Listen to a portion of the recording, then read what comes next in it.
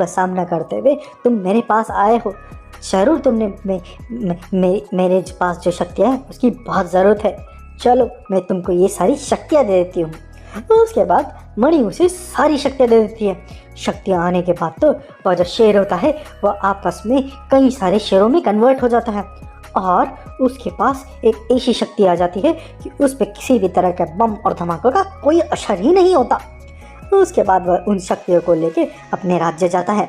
वह अपनी बहन से वहीं पे नदी के किनारे बात कर रहा होता है। उसे बोलता है, अरे बहन, अब डरने की ज़रूरत नहीं है, तुम अब चिंता मत करो, हमारा राज्य अब हम बहुत जल्दी उनसे लेके ही रहेंगे। तब वह बोलती है, अरे भैया, आपने बहुत मेहनत की है, आप सच्चे राजा हो, आपने अपने राज्य के लिए बहुत कुछ कुर्बान किया है, आप धन्य हो। जैसे ही वह अपनी बहन से बात कर रहा होता है तभी वहाँ पे नदी में से बहुत सारी सेना आती है और उन पर बमों की बरसात कर देती है। उन बमों की बरसात से जो शेर होता है वो अपनी बहन को बचाता हुआ वहाँ से निकल जाता है और उसको गुफा में छोड़ देता है। फिर उसको एहसास होता है, अरे अब और ज़्यादा इंतज़ार नहीं किया जा सकता, ये लोग तो अब हमारे ठिकाने पे भी आ गए हैं, अब इनको जवाब देना ही पड़ेगा। तो वह अपने पिताजी के पास बोलता है, पिताजी अब मुझे जाना होगा, ये लोग तो अब हमारे घर का ठिकाना भी जान चुके हैं। तब उसके पिताजी बोलते हैं, हाँ हाँ बेटा, अब तुम जल्दी से निकलो, तुमने शक्तियाँ भी प्राप्त कर ली है, अब यही टाइम है, तुम्हें हमें मुंह तोड़ जवाब देना पड़ेगा।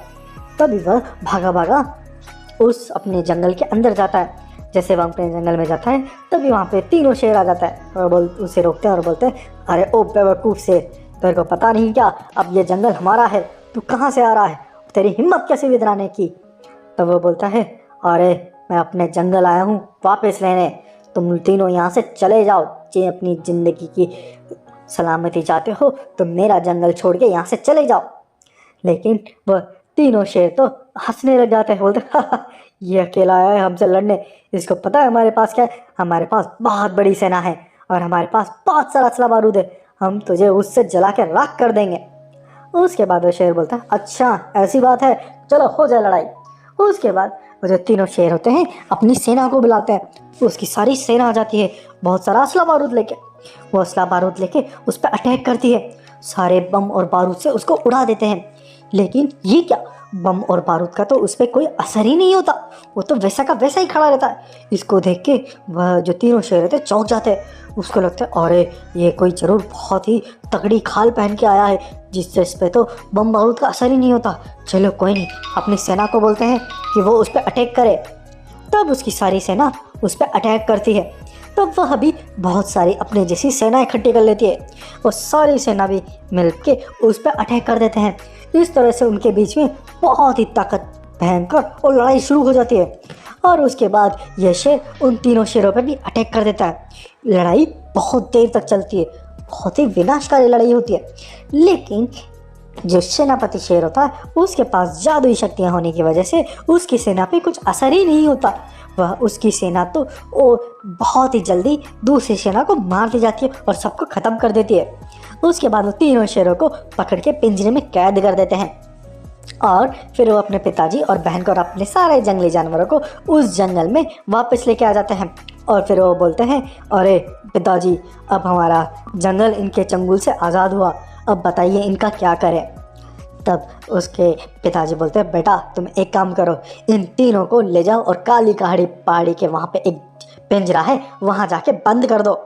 तब यह शेर ऐसा ही करता है, उनको काली पहाड़ी पे ले जाता है और वहाँ ले जाके एक पिंजरे में उनको हमेशा हमेशा के लिए बंद कर देता है और वापस अपने जंगल आ जाता है। जैसे ही वह अपने जंगल आता है तभी जंगल के अंदर बहुत ही सारे खुशियाँ मनाई जाती है, बहुत ही उत्सव मनाया जाता है। तब वह देख के बड़ा ही खुश होता है। तभी वह अपने पिताजी से बोलता है, अरे पिताजी, हमारा जंगल वापस मिल गया, इसकी खुशी मना रहे हैं, बहुत अच्छी बात है। तब उसके पिताजी बोलते हैं, अरे नहीं नहीं बेटा, जंगल हमें वापस मिला है, केवल यही बड़ी खुशी की बात नहीं है, इस जंगल में एक और बड़ी खुशी की बात है, वो ये रहे कि इस जंगल को अब नया राजा मिल गया है, अब इस जंगल को अब तुम्हें संभालना है, इस जंगल के राजा अब तुम हो, मुझे अब रिटायरमेंट दे दो, मैं अब रिटायर होकर आराम करूँगा।